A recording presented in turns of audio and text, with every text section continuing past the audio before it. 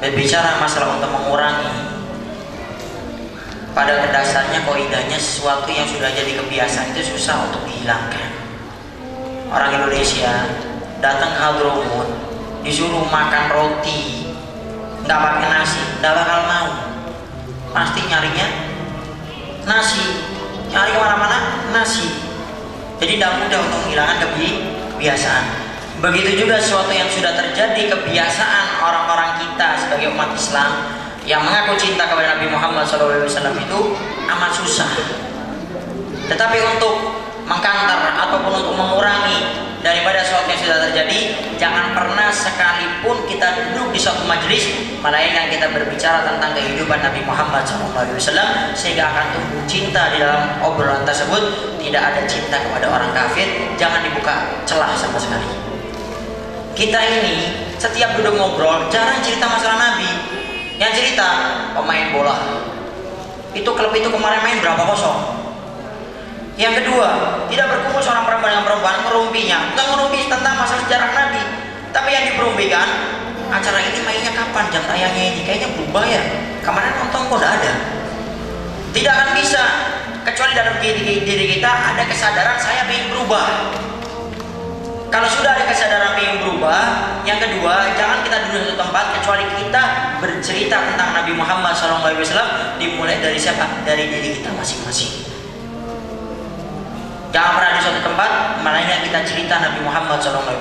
Kemudian syiarnya Nabi Muhammad diangkat setinggi-tingginya, syiarnya orang kafir direndahkan serendah-rendahnya. Bahkan kalau bisa sampai hilang di bumi pertiwi Indonesia ini. Tapi itu sekali lagi bukan sesuatu yang gampang. Makanya dibilang tadi, kalau 3 komponen ini atau 3 orang ini sudah sepakat, orang tuanya mengajari anaknya cinta kepada Nabi Muhammad semenjak kecil, para ulama semangat dengan dakwahnya masuk ke pelosok-pelosok kampung. Bahkan sekarang ini kasus yang namanya kristenisasi atau pengkafiran itu bukan terjadi di sini-sini sedikit, berada di tempat-tempat yang betul-betul jauh sekali. Kita punya saudara di Papua, kita punya saudara di Irian Jaya, mana dia? Kristenisasi besar-besaran terjadi di sana. Kenapa? Ulamanya tidak mau ke sana, alasannya jauh. Kemudian tidak ada biaya. Akankah Islam akan berjaya? Akankah semua ini akan berjaya? Kalau sudah ulamanya seperti itu, maka ulamanya harus semangat. Kemudian setelah ulamanya pun harus berpikir bagaimana cara menjadikan mereka bisa menyentuh kepada tempat-tempat yang jauh, bahkan bisa mengeluarkan biaya yang banyak, mereka bisa melakukannya. Para ulama mulai merangkul mereka, orang-orang yang memiliki kelebihan dari hartanya. Ulama sekarang sudah merasa puas dengan pesantrennya, merasa puas dengan majelisnya, merasa puas dengan apa yang diajarkannya, tetapi mereka tidak berusaha untuk bagaimana pergi ke tempat yang jauh untuk berusaha merangkul mereka semua dengan merangkul kepada mereka orang-orang yang memberikan kelebihan harta oleh Allah Subhanahu wa taala.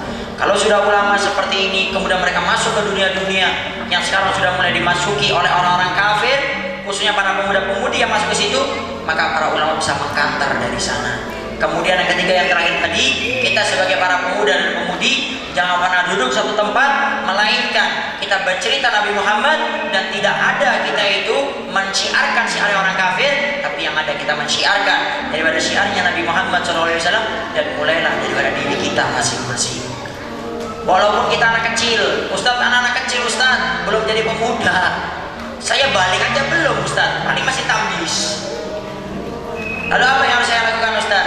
Paling tidak lakukanlah sunnahnya Nabi Muhammad SAW yang ringan-ringan dulu. Itu juga syiar. Makan tidak boleh makan melainkan makan itu duduk. Makan dan minum tidak boleh kecuali harus duduk dan menggunakan tangan kanan. Ini syiarnya Rasul yang diremehkan sama kita.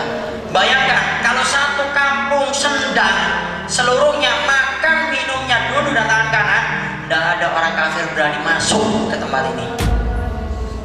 Itu saja, makan, minum, duduk pakai tangan kanan. Mereka sudah mikir, oh ini kampung menghidupkan sunnah Nabi, bagaimana saya akan bisa mempengaruhi mereka? Bagaimana aku akan bisa memasukkan misi saya? Bagaimana kalian tidak akan masuk? Bagaimana yang namanya Natalan akan masuk, bagaimana tahun masih akan masuk? Sedangkan mereka idolanya, panutannya adalah Habibuna Muhammad SAW.